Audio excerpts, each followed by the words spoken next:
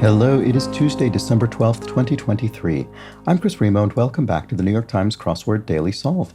It is a Tuesday crossword today, which means we're going to be solving what should be a fairly approachable early week themed puzzle, but I did notice at least one person in the Daily Solve Discord chat server said this is the toughest Tuesday they've remembered recently, so I don't know. We'll see if that bears out. I hope it's not too tough because I know I've had to do this a few days in a row, but I'm very limited on time. Today, it really isn't my fault. I got started to do the puzzle this morning, and my recording setup was completely non-functional. The software would instantly crash every time I loaded it. I had to sort of just reinstall everything, and by the time that was done, I didn't have time to record the crossword. So now I'm trying to squeeze it in later in the day. So I'm hoping it doesn't take too long. Anyway, I've just wasted a minute telling you that. In any case, this Tuesday edition of the Daily Solve has been brought to us by Mitchell Turek, Henrik Koskinen, and another new benefactor. So thank you and welcome to Casey Brandt. Casey Brandt has just become a benefactor of the Daily Solve Patreon campaign. I really do appreciate that. So welcome to Casey, and thank you to everybody who backs the Patreon campaign, along with, as always, the indomitable Schulmaster and the incredible Horan family. All five of them are benefactors, which means they get the Daily Solve Let's Check the Crosses mug, which is very exciting, but also everybody who's a patron gets access to all of the bonus videos available on the Patreon page, which you can find at patreon.com/dailysolve or via a description field link. So thanks again to that community. Speaking of communities, there's the Daily Solve Discord chat server, a nice friendly chat community, which can be joined via a description field link. And finally, it's a big help if you subscribe to the channel on YouTube, like and comment on the videos if you're moved to do so. And thanks to everybody who's done any of those things. All right, let's get on to the puzzle. This is a Tuesday crossword. Shouldn't be too challenging. We'll see how that bears out. This is by Peter Gordon, who's constructed quite a few puzzles, well over 100 crosswords to his name. So welcome back to him, a very experienced constructor. And it was edited, as always, by Will Shorts. So let's start solving. We'll see how we get on. Paper size longer than letter. Legal is a longer paper size. There we go. Letter between whiskey and Yankee in the NATO alphabet. Well, that would be X, which goes by X-ray. This is the International Radio Alphabet, sometimes called the NATO alphabet, as it is here, to make reading letters less ambiguous. Blank melt sandwich. A tuna melt, maybe? That's a kind of sandwich. Tuna and cheese. Start of a serial. Could be a pilot episode, maybe, of a television program, although I don't know why you'd call that a serial. Maybe just part one or something like that. I was going to say act one, but maybe part one in a more general sense. Sorry about that drilling. It seems to have started immediately after I started recording this video, unfortunately. Probably ends in one either way, which we'll do with Roman numerals, I think. Let's look at the crosses. Sports organization that awards the Vare Trophy. Oh, I don't know. But if this were part one, this could be the LPGA, I think Ladies Professional Golf Association, which may well award the Vare Trophy. So let's look at the other crosses. To bring in money, for instance, would be to earn it. And then labor that requires brawn, not brains, would be grunt work, maybe, sort of manual labor. Could be the answer. After hours banking convenience and brief would, of course, be an ATM, a cash point, an automated teller machine. And a cosmetic pencil could be, a lip liner, maybe? Let's look at the crosses here and see. Crotchety geezer with a heart of gold. Grumpy old, I don't know. Grumpy something, probably. That's the crotchety bit. Old would be the geezer. Let's just see if grumpy old works. Microsoft Game Console. It does work so far because that could be an Xbox. And then tape dispenser insert would be the roll. You put a roll of tape into a tape dispenser. Raggedy blank, that's a doll. So you have Raggedy Ann and Raggedy Andy. So there we go. Here we have Yom Kippur, the Jewish holiday. And then here we have, I still haven't found what I'm looking for, singer and lyricist. So that's Bono of U2. There we go. I don't know U2 very well, but I certainly know that song. Start and end of every roll in Pascal's triangle. Oh, is it a 0 or a 1 or something? I don't remember exactly what Pascal's triangle is. It's a number, it's a triangle of numbers, but I don't remember what the pattern is. It'll be 0 or 1s, because it's the start of a pattern, but I'm not sure. This evening. Tonight. Oh, okay, so then 1s. Wipe from the memory jocularly. To unsee, right, in the sense of you can't unsee that. You can't wipe it from your memory, used in a kind of jocular, jokey, or slangy sort of way. Longtime manufacturer of sweethearts. Oh, okay, I didn't know this, but is it NECA? NECA or NECO? I can never remember. I think I always forget if there are two different companies, NECA and NECO, or if I just get those vowels confused. Probably the latter. What about this? Crotchety geezer with a heart of gold. Grumpy old mensch? Right, okay, so a little bit of Yiddish there. Grumpy old mensch. I think that's probably the answer. So I wonder if we're going to have if there will be a sort of Yiddish cast to the theme, or if that's just a one-off, I'm not sure.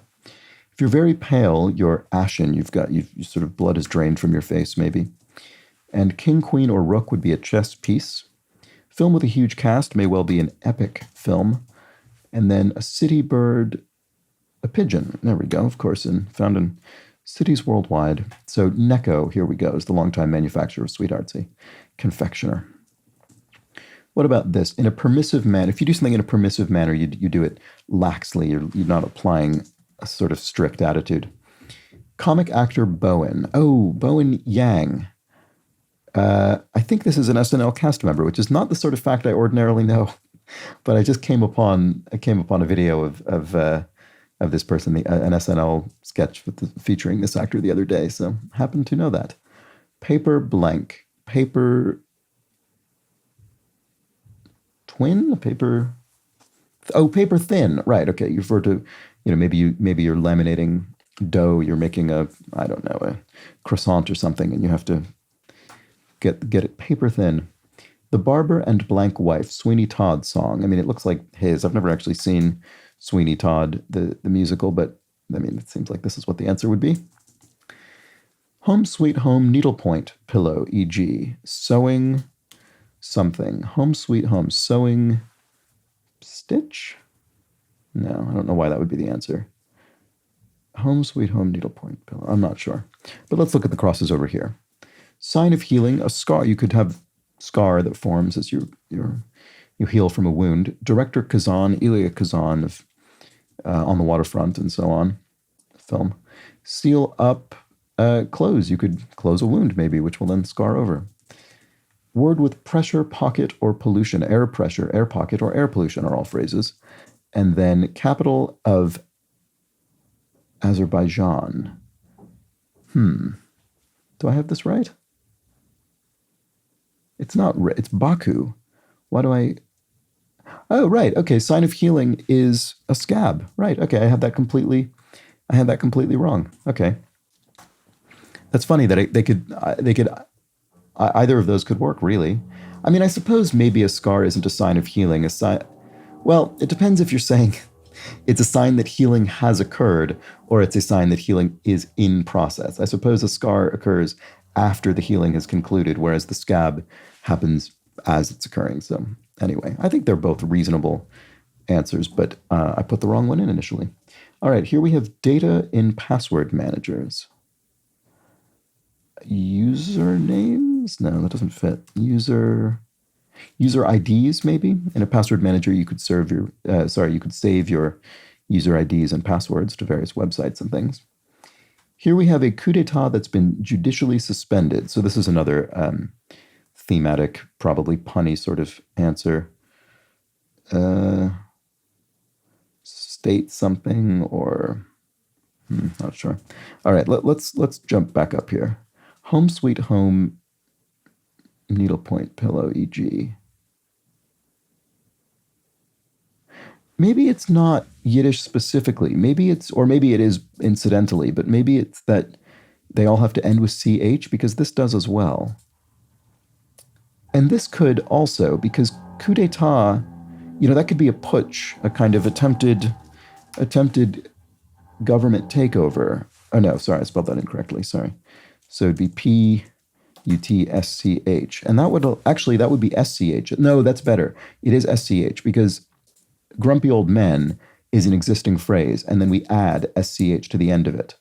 Right. Okay, I'm sure that'll be what this is. So I still don't know what this one is, but I'm sure that that's how the theme is going to work. We're going to add SCH to the end of existing phrases. Sewing, sewing bee, but then sewing biche doesn't mean anything. So what about this? Coup d'etat that's been judicially suspended. Stay,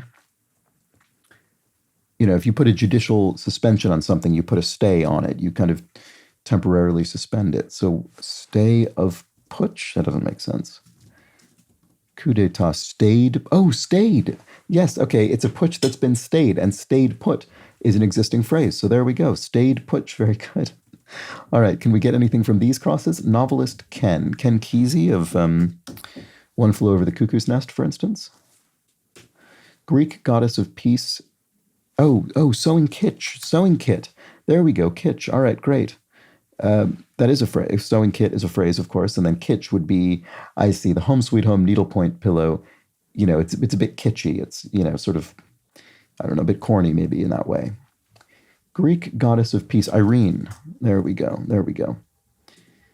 Having well-defined muscles is toned. You have a toned body, well-defined muscles. Oh, Greek god of love is Eros. So there we go. We have two Greek deities crossing one another. Here we have an attention-getting sound. Could be psst, a bit of a discrete attention getter. And then if one takes offense at something, one resents it. Here we have the Candy House author Jennifer Egan. There we go. Fairly famous author. And a yarmulke. There we go. Here's another bit of Jewish culture referenced, is a skull cap. There we go. Sorts are kinds of something, types of something. Removes the shampoo, say. Squeezes out. I'm not sure. Rinses out. Right, I see. As in removes the shampoo from your hair, you rinse it out. Great. I was thinking from the bottle, but that's not what was being referenced. It turns out.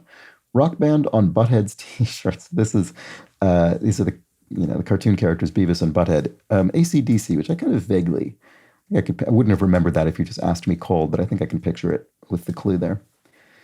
Chicken wire pattern. Mesh. Chicken wire is sort of, wire twisted into a mesh pattern. And then streetcar to a Brit would be a tram. There you go. Rink surface could be ice, as in a skating rink would be surfaced with ice. And then sorts would be, kinds, we did see that. What about this? It's a long story, you might say. And if all else fails, try something different. I don't know, I guess all else had failed. So try the last remaining thing. Matar paneer ingredient. Those would be peas. There we go. That would be an Indian dish. Okay, to your health toast. Skål? Which, that's Nordic of some variety, but I couldn't tell you off the top of my head which Nordic language that is, but I'm sure it's the answer. Here we have a team is actually not sure. Sorry about that. Muscle problem. You could have a knot maybe in a muscle causing you pain, and or cramps or stiffness. Storytime monster and ogre is a common element of fairy tales and other sorts of similar stories. Febreze target. Febreze is a brand that you'd use to target an odor, a smell. And then baseballs, Alonzo or Rose. Ooh, I don't know. If I hadn't... I don't know. Whenever I see multiple baseball names, I always assume Alu, because that's a kind of baseball family that I've learned about mainly through the crossword. And but no, it's not the answer here. Team, a side, right? As in, in a football game, refer to a team as a side. There we go. Baseball's Alonzo. Pete Rose, or Pete Alonzo, I suppose. Okay, I've at least heard of Pete Rose. Short trip. would be a hop, right? It's just a hop from here to there. And where social graces were once taught, or a hint to this puzzle's theme. Oh, finishing school. I do know that. It's sort of, you would, I don't know exactly what ages this would have been or what have you, but, taught manners and things like this. Finishing school, you learn social graces if you're in I don't know, probably a certain social class, I suppose. All right. And so, right. Sorry, I didn't fully take this into account. So finishing school, I see. So school can be abbreviated SCH. That's a common sort of accepted abbreviation for school. So we're finishing each of our theme clues with SCH. We're turning our ordinary phrases into our punny phrases. So we'll go over that, I suppose, at the conclusion of the puzzle. But yes, that's the theme mechanic. All right, oodles would be lots of something, tons of it. Embarrassing blunder would be a gaffe. There we go, an error, sort of a public error often. Nincompoop would be not a twit, I don't know. Prima donna is a common phrase used to refer to a celebrity, a star who's very maybe egocentric. Hotel Bible name, Gideon, is the sort of organization, the Gideons who leave Bibles in hotel rooms. Nincompoop would be an idiot. There we go. Great. Okay. And then here we have to decorate a room, for instance, would be to adorn it. Like some farewells, you could bid someone a fond farewell. And then here we have Hellenic H's, or Etas, so the Greek alphabet. So Hellenic referring to Greek civilization. Okay, so to tickle somebody would be to amuse them. Designing Women and Young Sheldon Actress. I don't actually think I've seen either of these shows, and they're from very different eras, aren't they? That's interesting. But I don't know who this is. Medical plan choice. So this is a sort of U.S. health insurance term, HMO. I don't remember what it stands for, but it's something to do with medical insurance. That doesn't help me with this, unfortunately, still. The Washington blank. The Washington, is it a team name? The Washington, I'm not sure. Drinks labeled XXX in comics. Ales, you get sort of a jug of ale, often sort of in Looney Tunes and comics like that might be labeled ales, or maybe Warner Brothers cartoons. I guess Looney Tunes is Warner Brothers, isn't it? Anyway, employer of manicurists and pedicurists. The spa could employ manicurists and pedicurists for spa treatments. Oh, the Washington Post. Sorry, it's a newspaper. I don't know why that didn't come to mind, but there we go. And then here are the actresses' Potts. I still don't know who this is. Sorry about that. But it must be the answer. And it was. All right, there we go. Not too time-consuming a solve. I mean, I was slightly rushing through it, but it still took longer than yesterday's puzzle. So maybe a bit trickier indeed. And let's review our theme, finishing school. So we're finishing each of these phrases with an abbreviation for school. We're turning grumpy old men into grumpy old mensch. It's pretty good. Sewing kit into sewing kitsch. And finally, stayed put into a stayed putsch. Sort of an increasingly silly phrases, are sort of increasingly far from their meaning, I suppose. Because grumpy old men and grumpy old mensch, you could sort of imagine those as being the same figure. And then sewing kit, sewing kitsch, getting a little farther away, and then stayed put and stayed putsch, absolutely nothing to do with its original phrase. I don't know if they were intentionally arranged in that order. They may well not have been, but I think it works well. And then that's all connected by finishing school. Very good. Well, there was the Tuesday crossword. Sorry for the slightly rushed solve, and apologies for the drilling noises from next door. But there we go. We've finished the puzzle. And I'll be back tomorrow for the Wednesday crossword, a midweek, mid-difficulty puzzle. Hopefully I will not run into any of these issues that cause a more rushed solve tomorrow. Hopefully that'll be at the more typical pace. But let's find out. Come back tomorrow and see. Until then, please do have an excellent remainder of your Tuesday. Take care.